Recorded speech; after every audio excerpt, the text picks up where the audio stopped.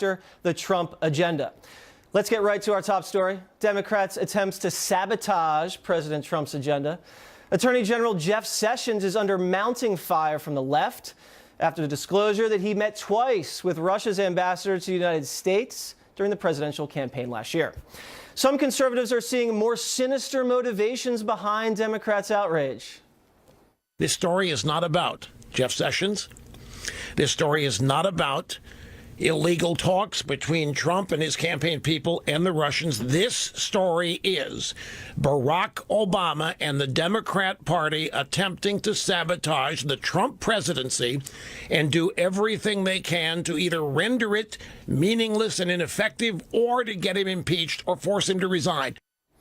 Joining us now with reaction from Austin, Texas, Karl Rove, former senior advisor to President George W. Bush. So, Karl, gauge this for us here.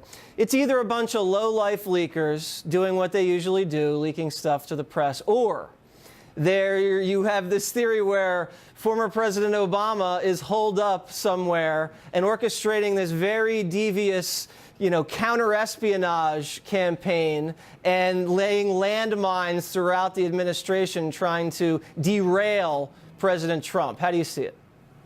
Well, look, I think there is a media bias in the selection of their stories. I do think the Democrats are on high, they're on high alert, looking for every opportunity to trash a member of the Trump administration. Jeff Sessions, as I know him personally, I've known him for years.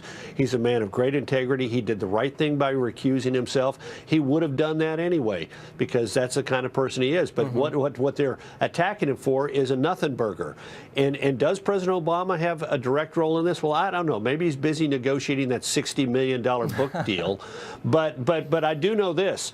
He has an organization called Organizing for America. It used to be called Obama for America. He started it. He organized it. He funded it. He put the people in charge. And I get their truth team emails, which they send out on a regular basis. And it's all designed to stir people up. Here's one. Trump administration sets stage for mass deportations, they say. Well, I actually read the story, which was from CNN, and it doesn't say that, but that's what the headline is that they wrote for it. Here's another one. Oh, unhappy with Trump? Call your congressman. Local delegation fielding record number of calls. I mean, they are systematically attempting. It's really remarkable. The political organization of the former president never missed a beat. On January 21st, they were out there attacking President Obama's successor, President Trump, and have continued at it. I don't think we have seen this in maybe ever in American history that a president, having left office, has his political apparatus going tooth and nail after his successor. You could not resist holding up a white piece of paper, could you? I couldn't help it. I mean, I'll do it again if you like. You can't do one segment without it. I know. Here's a third one. Here's a third one. It's okay. It's okay. We believe you. Now, I've been reading some information in The Guardian and the National Journal, which said that the Obama administration actually sought and at one point received wiretap approval to listen to the phone calls of Trump officials as late as October. And then when you combine that with this New York Times report that Obama officials are disseminating information about Russia throughout various agencies in the government that will be used during the transition and then uncorked during the first 100 days, it seems like a systematic strategy to take down President Trump. Pretty devious, wouldn't you say? Well, let's divide these. Let's take the second one first. The reports that the Obama administration officials took information about the contacts between Trump campaign supporters or Trump campaign officials and Russians and disseminated it throughout the government in order that the Trump administration would not be able to suppress this information strikes me as paranoia. Yeah. These are a bunch of over-the-top lunatics who are sitting there saying, oh, we so distrust our successor that if he found information that was damaging to America's security interests and that might reflect badly on somebody associated with his campaign, he would bury it. Well, that says something about how they view the current president of the United States. It sure does. Inappropriate, but paranoid. The first one, let me, though, say is something different. I have a general sense that the FBI, particularly when they go to get what's called a FISA, that is to say a national security warrant to tape conversations and to intercept conversations, I have a sense that they're acting on the basis of need, and that the judges who grant those FISA requests would not act without some sense that something needed to be listened to.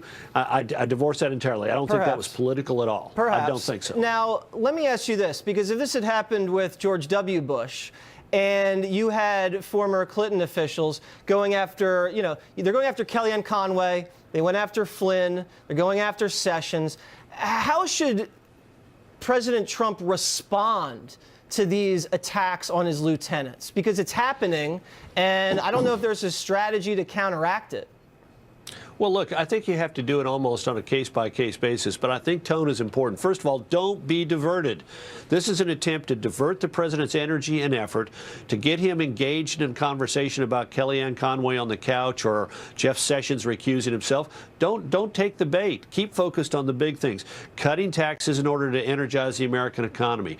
Rolling back unnecessary regulations in order to free up the energy of American job creators and prosperity creators. And get rid of, repeal, and replace Obamacare. These were the big things that people elected him to. So the first and most important thing is don't take the bait. And second is tone. And the tone ought to be not anger. The tone ought to be disappointment. Because most Americans look at this stuff and say that's petty politics. And the more that the administration says, you know what, we're so sorry that some of our political opponents feel obligated to do this. We're focused on the bigger things that America is concerned about. That's the way to go. President Trump showed at the joint session that he can rise above party politics, so we'll see if he can do it with these leaks. Thank you very much, Carl. I appreciate it. Congratulations.